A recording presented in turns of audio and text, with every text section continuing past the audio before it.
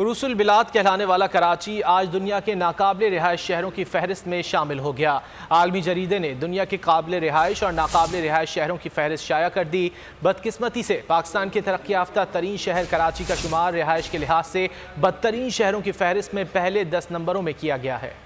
ہم رہنے والے ہیں اسی اجڑے دیار کے۔ معاشی مسائل، صحت کی سہولتوں کا فقدان، انفراسٹرکچر کی تباہی، کراچی دنیا میں رہائش کے لحاظ سے بدترین شہروں میں شامل ہو گیا۔